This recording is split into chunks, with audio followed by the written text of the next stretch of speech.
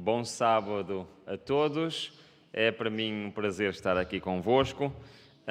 Como acabou de dizer o Tiago, pela graça de Deus, tenho tido a oportunidade de me deslocar a vários locais para falar da Palavra de Deus. E acabei de chegar do Brasil e por isso ainda estou um bocado com os horários de lá. E o acordar de manhã cedo ainda está um bocado difícil devido à diferença horária, já estava habituado a outros horários, mas pela graça de Deus cá estamos e podemos realmente juntos abrir a palavra do Senhor e podemos também juntos pregar sobre um tema que pode ser um tema importante para a nossa vida espiritual. Todos nós olhamos para o nosso mundo à volta, obrigado, e reparamos que este mundo está a caminhar para o seu desfecho. E a palavra do Senhor, especialmente nos seus livros proféticos, fala exatamente disso. Mas será que nós nos apercebemos daquilo que se está a passar à nossa volta? Hoje temos um tema que é, assim, aparentemente um pouco estranho, o Bitcoin e os eventos finais. Mas o objetivo não é nós temos aqui uma aula de economia, nem temos aqui uma aula sobre tecnologia, mas nós vermos o que é que se passa à nossa volta, por vezes coisas que nós não nos apercebemos e que são muito importantes para nós percebermos o que é que este mundo está a preparar e o que é que realmente muitas vezes por trás da nossa vista está a ser preparado e que está relacionado com os eventos finais. Bom, nós ontem concentrámos-nos neste texto.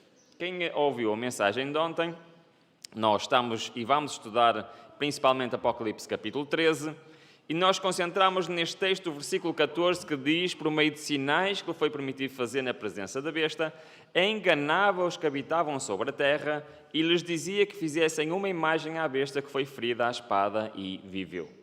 Nós vimos dois aspectos importantes relativos a este texto. Primeiro, que o poder que nos é aqui a falar, ou seja, os Estados Unidos da América, vão repetir aquilo que já foi feito no passado pelo poder de Roma. Ou seja, este texto remonta-nos ao passado. Irmos ver o que aconteceu para sabermos o que iria acontecer.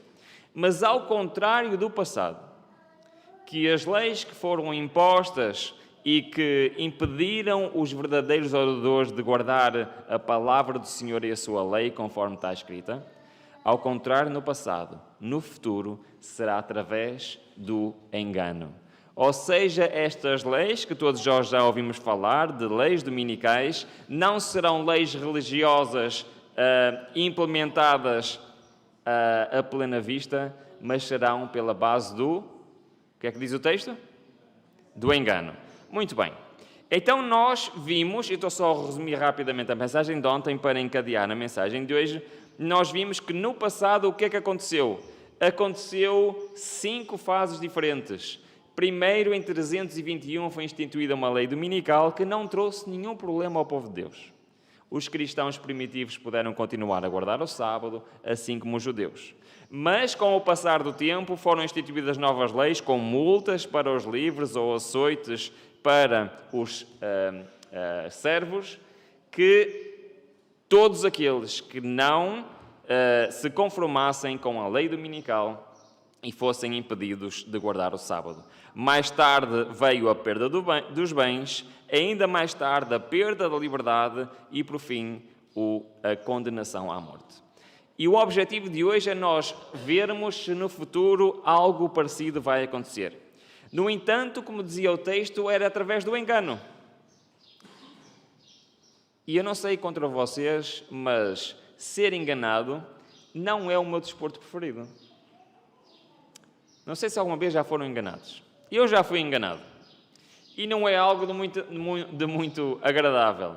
O que é certo é que os dois argumentos principais para a lei dominical, nós vimos ontem, quem esteve aqui ainda se lembra, serão argumentos científicos e argumentos morais. Nós vimos isto diretamente da fonte, de Roma, e vimos isto também no espírito da profecia. E terminamos a mensagem de ontem, para entrarmos no dia de hoje, revendo que, de facto, a primeira fase, a primeira lei dominical de guarda-domingo, não terá consequências para o povo de Deus, mas será um sinal. O sinal que os eventos finais vão começar. Um sinal que é a altura para o povo de Deus procurar o seu próprio sustento, porque está na altura de confiarmos no Senhor e sabemos que estas profecias se vão cumprir. Ok, então, lemos este texto, abster-se de trabalhar no domingo não é receber o sinal da besta. E isto é muito importante, nós entendemos que esta primeira lei não tem nenhum problema para cada um de nós, mas indica que as profecias vão começar a cumprir-se. Só que nós, ao olharmos para este texto, nós conseguimos perceber que assim como no passado, no futuro as coisas não vão parar por aqui. Porque a imagem tem que ser feita. E para a imagem ser feita, o que é que tem que acontecer?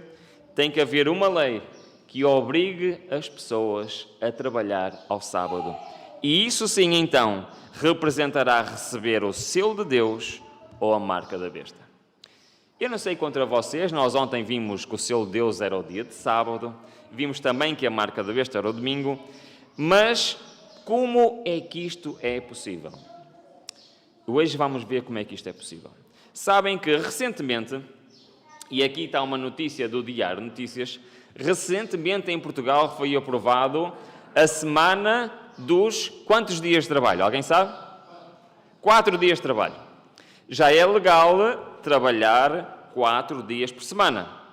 E é uma lei, eu já li este decreto-lei, é uma lei muito interessante. Porquê? Porque determina que continua a haver um máximo de 8 horas por dia de trabalho, sendo que, sendo reduzido para 4 dias, o trabalhador tem que ter o mesmo salário.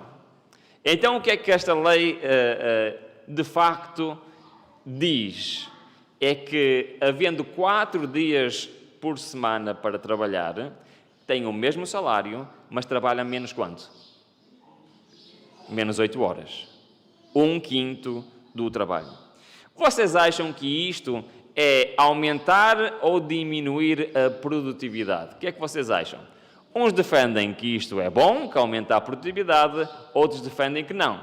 Mas qual é a ideia por trás de tudo isto? E porquê é que nós vemos o mundo a caminhar para trabalhar menos, quando a palavra de Deus diz que seremos obrigados a trabalhar mais?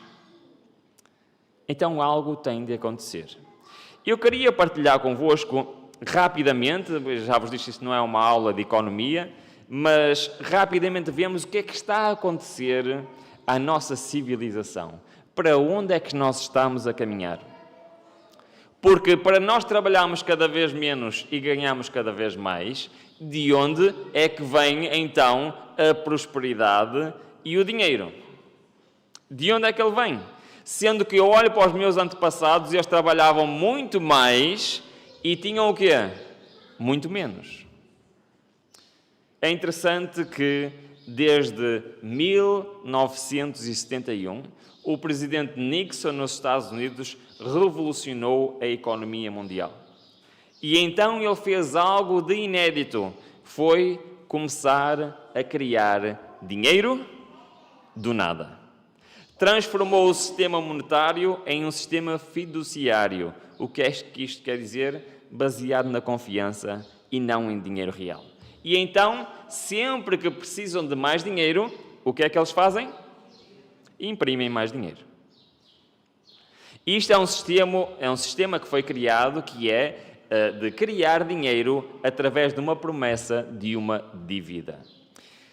E com certeza já todos ouviram falar que existe um plano dos governos no mundo ocidental de ter um déficit baixo, um déficit de 2%, é o que falam nas notícias. Já ouviram falar disso? Já? Muito bem. Alguma vez se perguntaram o que é que isto quer dizer? Sabem o que é o déficit? Imaginem, eu ganho 1.000 euros por mês e decido gastar todos os meses 1.100 euros. Isso é um déficit. Então o que é que acham que vai acontecer à minha vida se eu continuar todos os meses a gastar mais do que o que eu ganho? Tenho um futuro brilhante à frente ou não? O que é que vocês acham? Não. Mas isto é o plano dos nossos governos atualmente. É ter um déficit baixo, mas o que é que acontece ao longo dos anos? O que é que acontece à dívida? Ela vai sendo maior ou mais pequena? Maior. Vou partilhar convosco a maior economia do mundo, os Estados Unidos. Em 1980, a dívida dos Estados Unidos era de 918 bilhões de dólares, segundo a nomenclatura dos Estados Unidos. Ou seja, quase 1 trilhão. 1980. Passado 20 anos, se o país tem déficit, acham que é maior ou mais pequeno? É maior.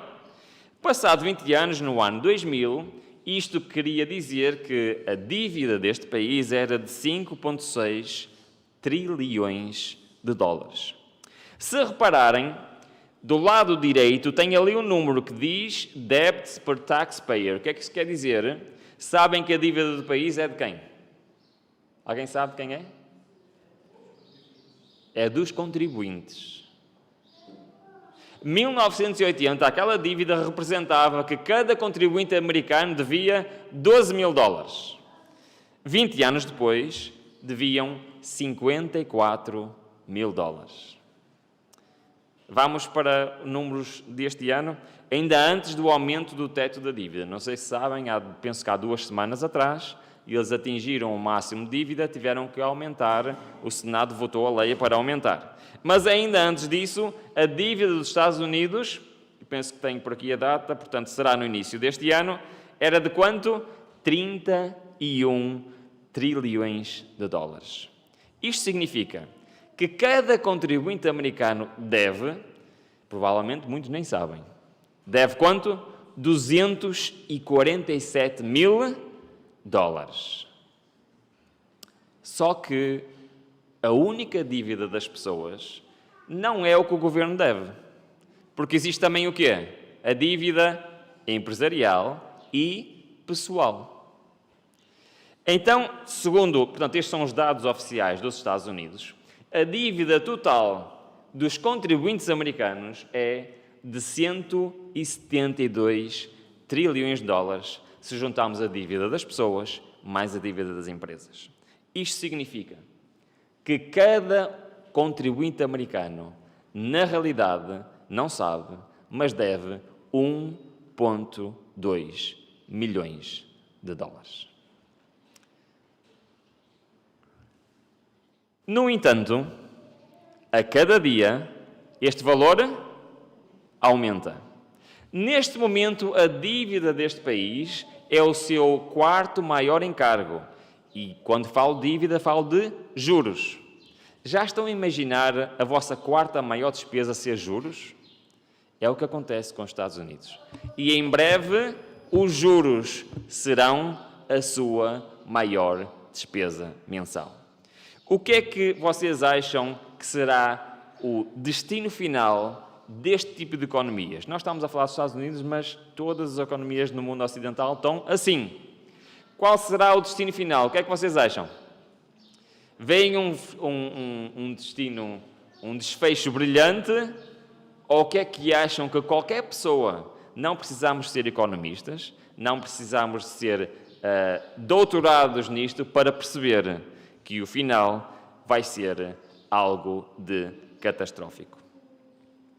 Aliás, Ellen White diz o seguinte: quando nossa nação, os Estados Unidos, em suas assembleias legislativas, promulgar leis que restringam a consciência das pessoas quanto aos seus privilégios religiosos, impondo a observância do domingo e exercendo poder opressor contra os que guardam o sábado, o 7º dia, a lei de Deus será para todos os efeitos invalidada em nosso país. E reparem bem no que diz. Esta apostasia nacional resultará em quê? Em ruína nacional. As profecias já dizem aquilo que todos nós constatamos que vai acontecer. E eu queria chamar a atenção que este país foi chamado por Deus para ser o bastião da liberdade, quer da liberdade civil, quer da liberdade religiosa. E quando isto acontecer, quando aquilo que vimos ontem, a posição da lei dominical, o destino pelo qual Deus suscitou este país, irá terminar. E isso irá resultar em ruína nacional. Mas esta profecia nos mostra que o futuro da economia deste mundo, sim, porque indo à ruína desta maior economia representa a ruína financeira e o fim do nosso sistema financeiro. Ellen White continua a dizer que Satanás está ativamente em operação. Em nossas cidades populosas, sua obra é observada na confusão. E nestes últimos dias temos visto nas notícias um país em que está a representar exatamente o que este texto nos mostra.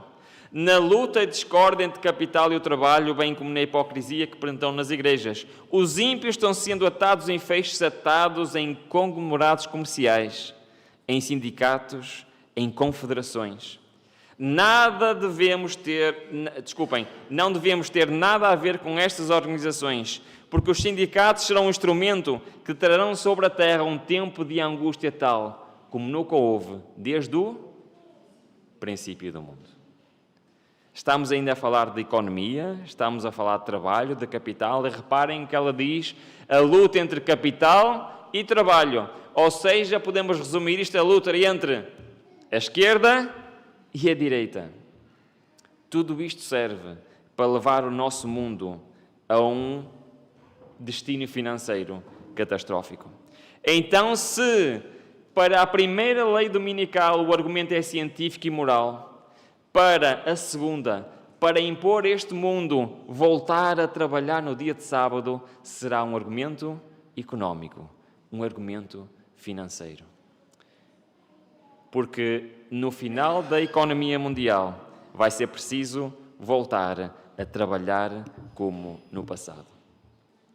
Mas acham que as coisas vão ficar por aqui? Vimos no passado que houve 5 fases diferentes. Será que no futuro também vai haver 5 fases diferentes? Em Apocalipse 13, 16 e 17 diz que a terceira fase será qual? Para que ninguém pudesse comprar ou vender, senão aquele que tinha a marca ou o nome da besta ou o número do seu nome. Já, se calhar, todos ouvimos falar sobre isto. Serem impedidos de comprar e serem impedidos de vender. Quem é que já ouviu falar sobre isto? Praticamente toda a gente. Eu faço-vos uma pergunta. Como é que podemos ser impedidos de comprar e vender? Durante muito tempo, isto foi uma pergunta que eu me fiz. E sempre que eu olhava para as profecias, eu perguntava, mas como é que é possível? Como é que na prática isto vai acontecer? E aliás, como no passado, na terceira fase da lei dominical, em que houve perda de bens, neste será então o controlo total sobre a população. Impedir alguém de comprar, impedir alguém de vender. Eu quero fazer uma pergunta. Vamos pensar alguns segundos. O que é que significa eu não poder comprar e vender? Qual é a primeira coisa que vos vem à cabeça? Muito bem. É eu, por exemplo, não poder ir ao supermercado e comprar alimentos, certo? Normalmente é isso que eu pensava. Mas vamos pensar bem. Comprar e vender bens e serviços. Certo? Porque nós não compramos só bem, também compramos serviços.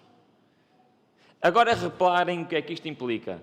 É verdade que eu não posso comprar num supermercado de alimentos, também não posso comprar roupa, mas eu não posso também ter os bens e serviços que tenho. Quais são os serviços que nós normalmente temos? Luz, água, assistência hospitalar, internet.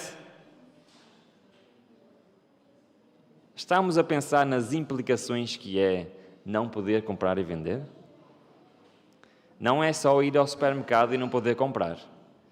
é ter uma vida completamente independente em todos os aspectos.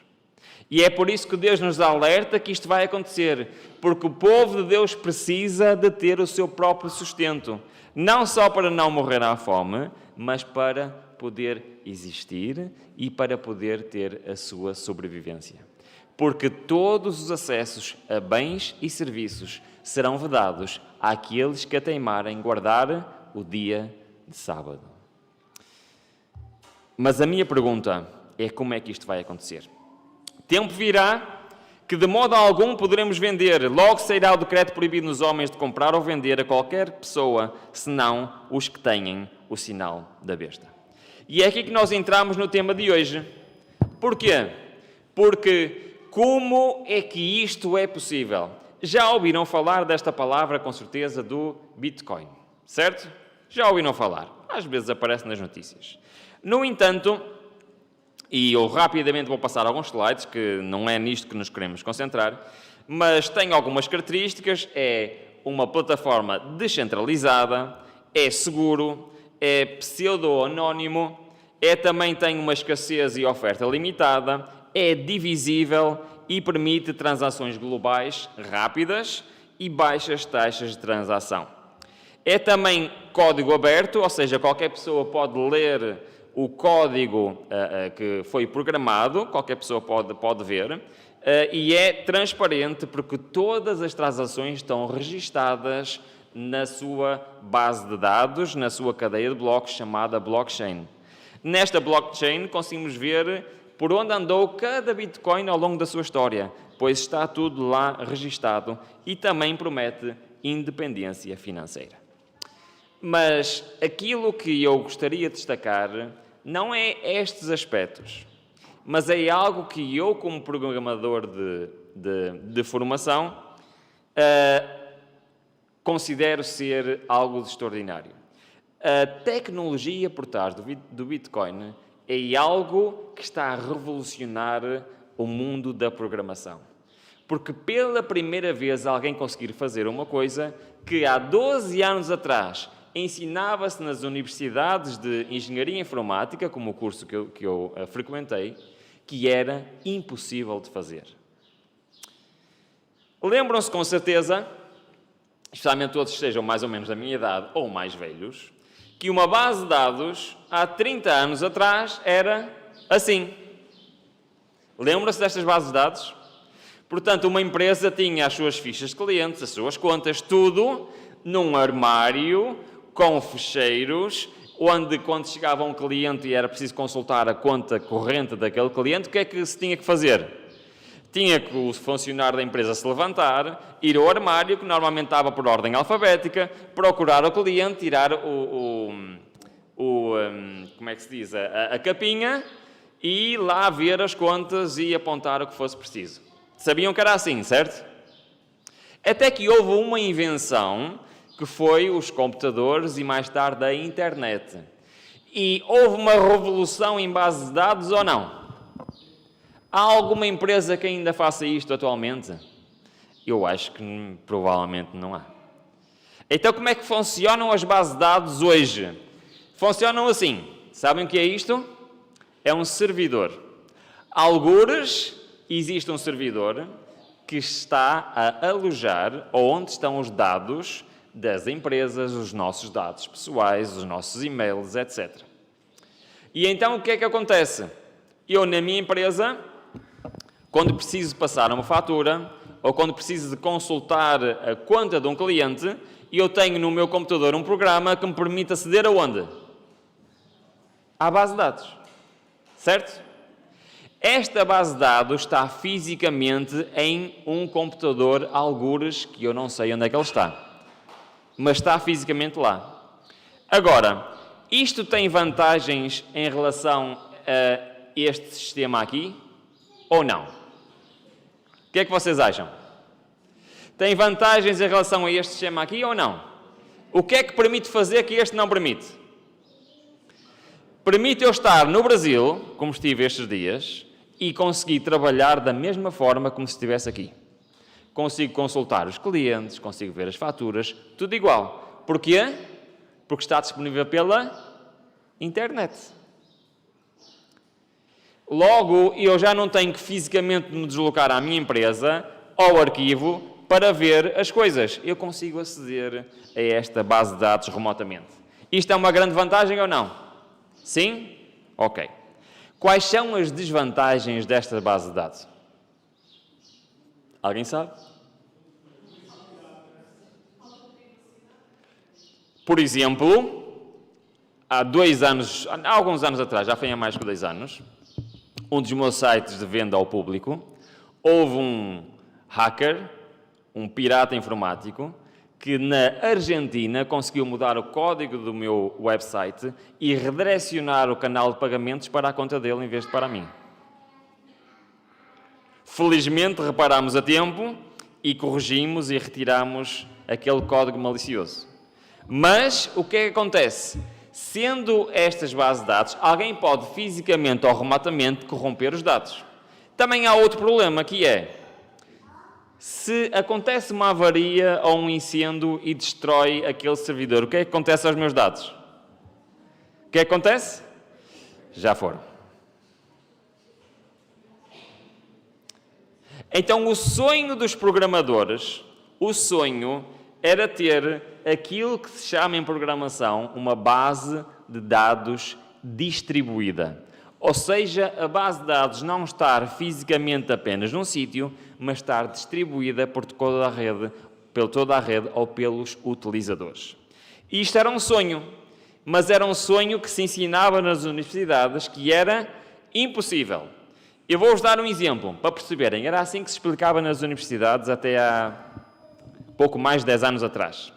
Para os alunos perceberem que isto era impossível, eles explicavam assim: imaginem que temos 6 exércitos prontos a atacar uma cidade fortificada. Estes 6 exércitos estão dispersos pelos vales à volta da cidade e não têm comunicação uns com os outros. E têm que atacar todos em simultâneo, ou então não podem conseguir destruir aquela cidade, conquistar aquela cidade. Então temos aqui um problema de comunicação. Como é que podemos marcar, pensa um destes generais, como é que podemos marcar um dia e uma hora para todos juntos atacarmos? Como é que seria a ideia? Enviar o quê? Uma mensagem a todos os outros a marcar um dia ou uma hora. O problema é que, como é que ele tinha a certeza que esta mensagem tinha sido entregue? Como é que ele tinha a certeza que iam todos atacar em simultâneo? Tinha que haver sempre mensagens para trás e para a frente. Mas nunca havia a certeza absoluta que todos tinham a mensagem correta. Porque o mensageiro podia estar a mentir. Ou o mensageiro podia dar uma informação a um e dar uma informação ao outro. Ou porque algum dos outros generais tinha mandado outro mensageiro com outra data ou com outra hora. E assim se explicava que uma base distribuída era impossível de funcionar. No entanto, o criador do Bitcoin, que ninguém sabe quem é, resolveu estes problemas com uma tecnologia chamada blockchain. Esta tecnologia fez com que, pela primeira vez, fosse criada uma base de dados distribuída. E os irmãos estão a pensar, o que é que eu tenho a ver com isso? Já lá vamos. Uma base de dados distribuída é algo de extraordinário. Reparem, esta já está a funcionar há 13 anos, nunca falhou, nunca deu nenhum problema e funciona com perfeita segurança, porque não pode ser alterada, não pode ser hackeada, nem pode ser controlada por nenhuma pessoa individualmente. Então, esta tecnologia permite a descentralização, ou seja, opera de uma forma descentralizada e não precisa de ninguém estar a controlá-la. Por exemplo, eu consigo enviar um pagamento usando esta tecnologia sem precisar de nenhum intermediário, sem precisar de um banco ou de uma empresa financeira. É também seguro, porque é criptografado, impedindo ser hackeado ou adulterado. É transparente e pode ser auditável, porque tem o registro de todas as transações desde o início. É eficiente, reduz custos, promove a confiança e a integridade e também há uma melhoria na gestão dos dados. E, por fim, para terminarmos esta parte, para percebermos o que é que nós temos a ver com isto, ela tem o potencial para inovação. Ou seja, um programador pode fazer aplicações em cima desta tecnologia. Pode programar que essas aplicações façam algo automaticamente. Vou dar um exemplo muito simples. Imaginem que vocês querem comprar uma propriedade. Hoje, como é que nós fazemos a transferência da propriedade para outra pessoa? Temos que ter uma escritura. Tem que estar envolvido quem? Quem é que tem que estar envolvido? Comprador, vendedor e mais. Podem fazer sozinhos? A escritura? Não. Tem que ter uma outra entidade que vai supervisionar o projeto. E tem que ter outra entidade, que é um banco, para processar o quê? O pagamento. Com esta tecnologia não precisamos de nada disso. Pode ser programado na blockchain que, chegando a determinado valor, automaticamente a propriedade passa para outra pessoa. Isto é uma coisa vantajosa ou não? O que é que vocês acham? Simplifica ou não simplifica? E não falha. Não há hipótese de fraude, não há hipótese de engano, não há hipótese realmente das coisas correrem mal. Ora, é exatamente isto que nos vamos concentrar no final desta mensagem. É nesta possibilidade de inovação. Vamos por um momento esquecer o Bitcoin, ok? E vamos nos concentrar nesta tecnologia da blockchain, porque ela permite fazer uma coisa extraordinária a nível financeiro. Então, permite termos um novo sistema financeiro que é muito mais seguro, muito mais rápido e muito mais eficiente. Ora, reparem, diz assim: neste momento está já a ser organizado, preparado, programado e implementado algo que se chama, no meio económico e tecnológico, de CBDC. Provavelmente nunca ouviram falar disto, mas vão aprender hoje o que isto é e a importância que pode ter para os eventos finais.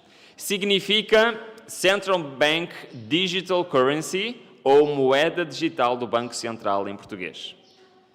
Tentem perceber o que é isto. É uma forma digital de moeda emitida e regulada pelo Banco Central de um país. Ao contrário das moedas digitais descentralizadas como o Bitcoin, apesar de usarem a mesma tecnologia, são diferentes. As CBDCs são emitidas e respaldadas por uma autoridade central, ou seja, por um Banco Central que a controla. Elas são projetadas para funcionar como um meio de troca digital, assim como o dinheiro físico, mas com as vantagens de serem baseadas em tecnologia digital. Elas são emitidas pelo Banco Central e podem ser usadas para pagamentos, para transferências e outras transações financeiras, assim como as moedas fiduciárias tradicionais. No entanto, têm imensas vantagens. Imaginem que é terem dinheiro, que neste caso é dinheiro programável, que não pode ser roubado. É impossível de roubar, porque sabe-se exatamente quem o tem. Não pode haver lavagem de dinheiro. Não pode haver corrupção. Não pode haver maneira de esconder lucros nem dinheiro. Acham que isto são vantagens ou são desvantagens? O que é que vocês acham? Ter um dinheiro no sistema financeiro que não pode haver burlas, não pode ser roubado, não pode ser lavado, não pode ser enganado. O que é que vocês acham? Porque é perfeitamente transparente e pode-se saber onde está cada centavo.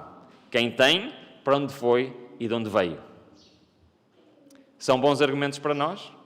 Agora imaginem, como acabámos de ver no início da mensagem, uma crise financeira tal que as pessoas vão querer um novo sistema financeiro que não possa acontecer o que aconteceu no passado. Vamos continuar a ler. A introdução deste CBDC tem potencial a trazer benefícios, como aprimorar a eficiência das transações financeiras, reduzir custos, facilitar pagamentos transfronteiriços e promover a inclusão financeira. Além disso, podem permitir um melhor monitoramento e controle das transações financeiras por parte do Banco Central. Estamos a falar de quê?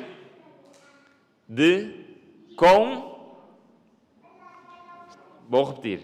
Estamos a falar de quê? Controlo. É de facto um sistema financeiro extraordinário, mas permite total controle. Vale ressalvar que estão em estágio de pesquisa e desenvolvimento e pilotos em vários países ao redor do mundo, e cada banco central pode ter abordagens e planos específicos para a sua implementação. Em 2023, quando é que foi 2003? Já foi há muito tempo? Não? Agora, precisamente agora, está-se configurando como um ano importante para a exploração da moeda digital do Banco Central. A partir de 1 de março, 65 países estão em estágio avançado de desenvolvimento e mais de 20 bancos centrais lançaram seus pilotos, incluindo Brasil, Japão e Rússia. No total de 119 países que já estão envolvidos nisto, representam mais de 95% do PIB mundial.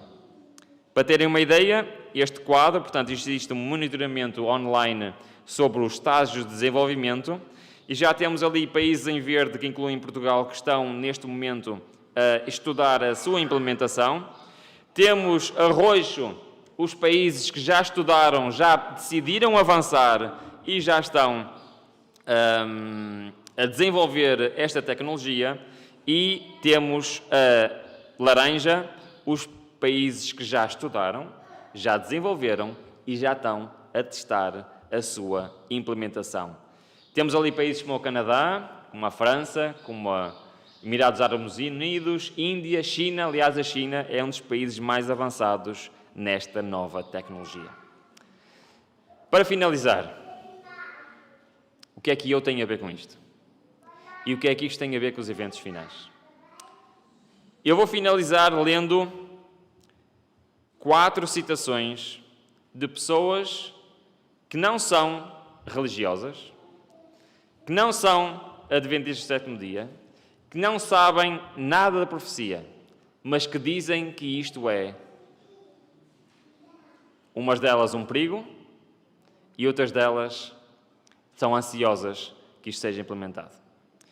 Vou-vos apresentar este senhor. Ele é Richard Werner e ele é um professor universitário na Universidade de Winchester e autor de vários livros que fala sobre economia e finanças. E ele é um dos maiores especialistas desta tecnologia. E reparem bem no que ele diz.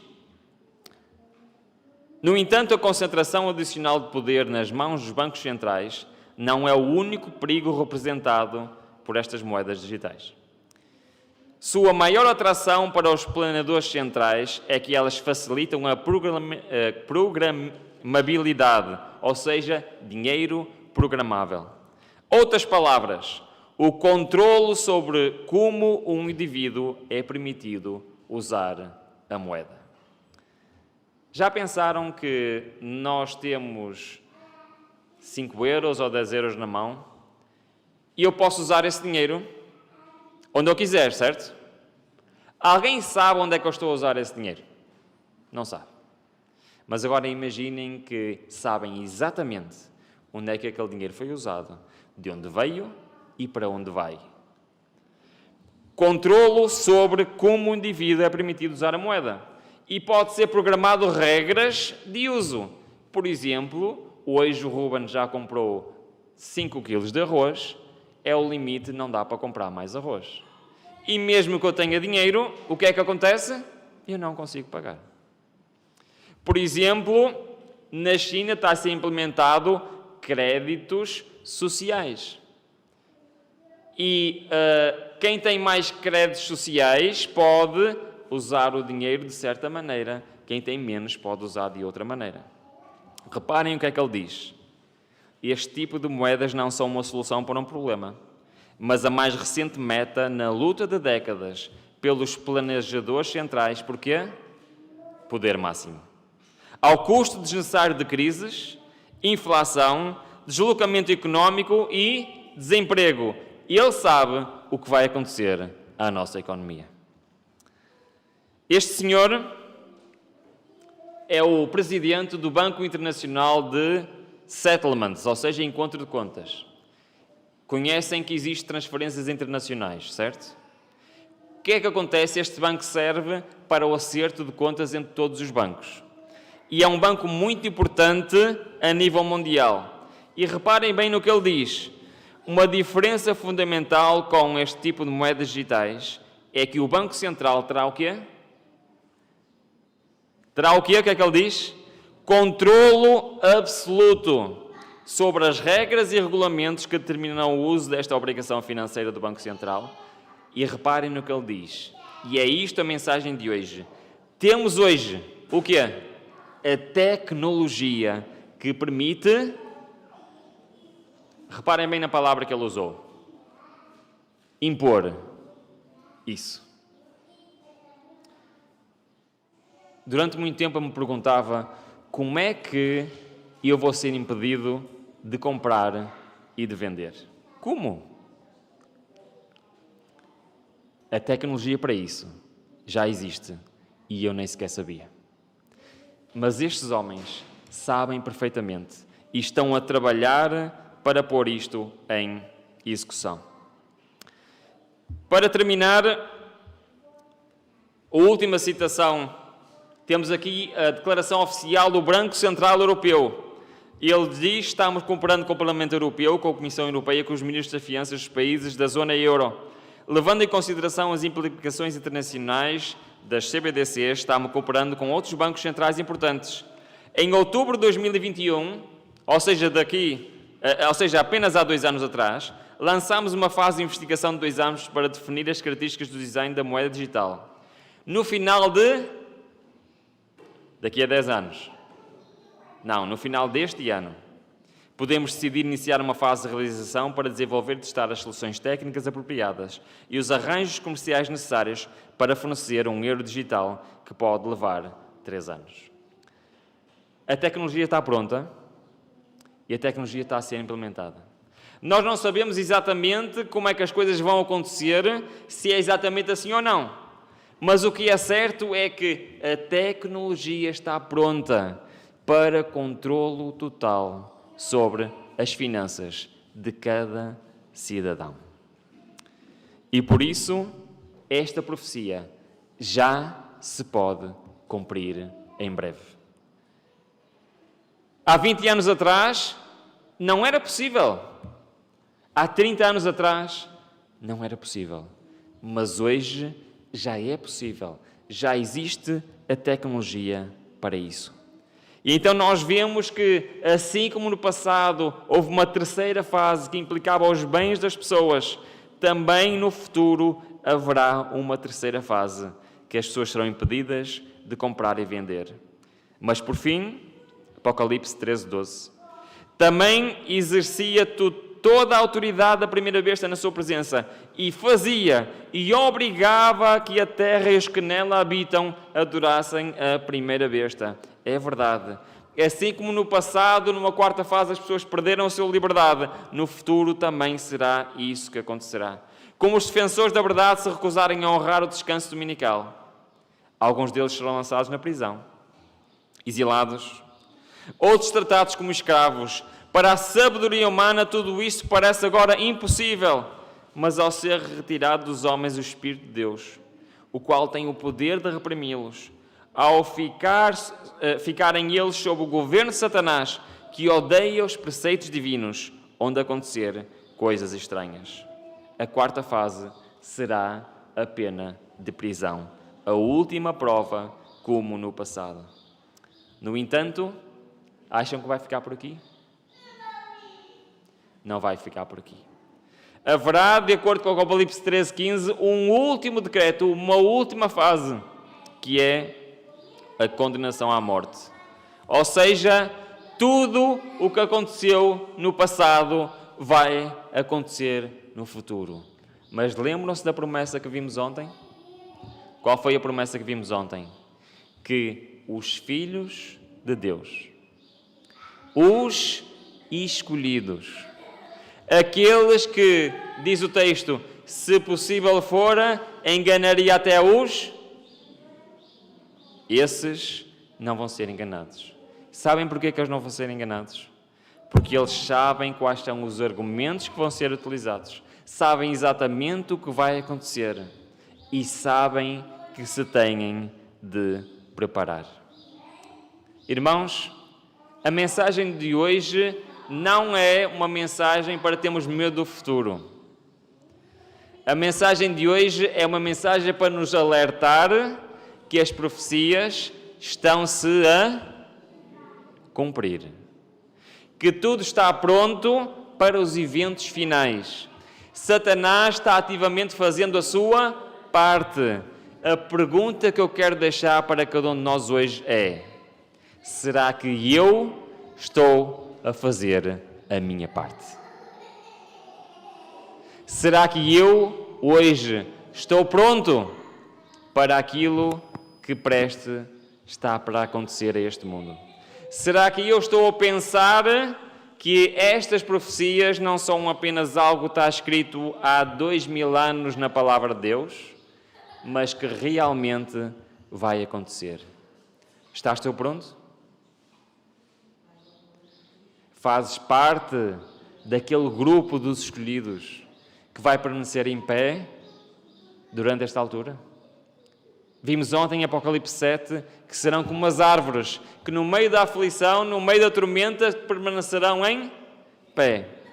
Não pelas suas forças, mas porquê? Pelas forças do Senhor. Estamos hoje a buscar ao Senhor e a nos preparar para aquilo que a Bíblia claramente diz que vai acontecer. Ao longo destes próximos dias, vamos nos focar exatamente neste assunto. Ao ver o desenrolar dos eventos finais, pensarmos se eu estou preparado para o que vai acontecer. Entreguemos a nossa vida ao Senhor hoje. Coloquemos a nossa vida nas suas mãos hoje, porque só aqueles que forem dirigidos por Deus estarão prontos para as cenas finais da história deste mundo.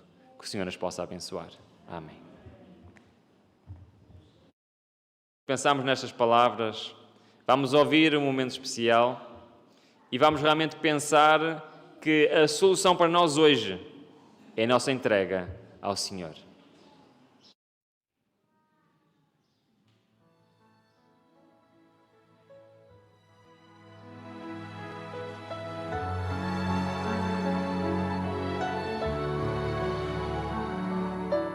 Preciso me entregar, Senhor. Preciso a Ti me entregar. Preciso ouvir Tua voz a me falar.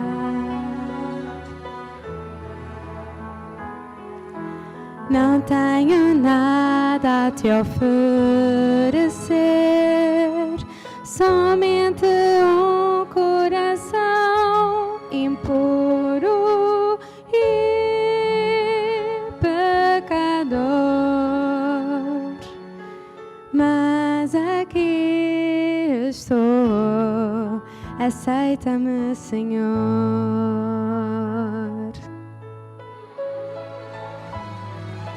Toma os meus pensamentos, meus dons e meus bens.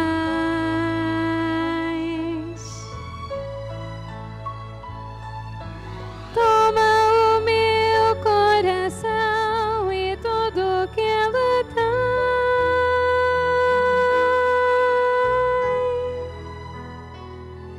Renova, Senhor, meu viver. Derrama em mim Teu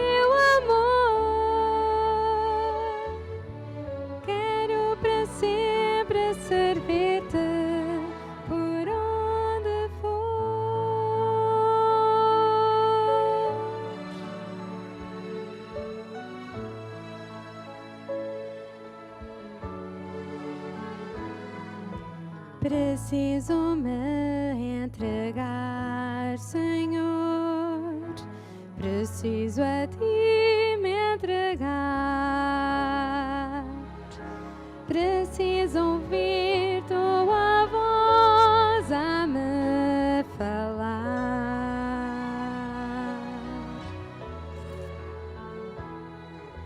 Não tenho nada a te oferecer,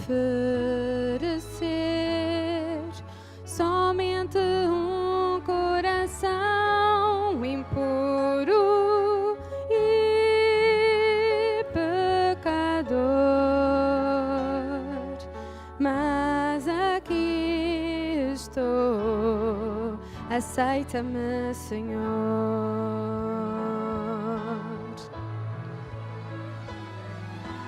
Toma os meus pensamentos, meus dons e meus bens.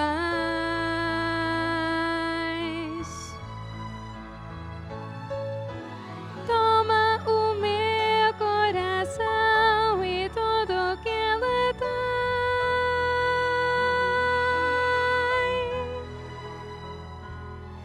Renova, Senhor, meu viver. Derrama em mim teu amor.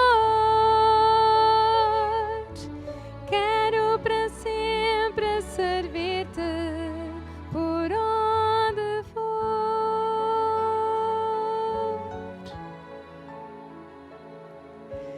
Quero para sempre servir-te por onde for.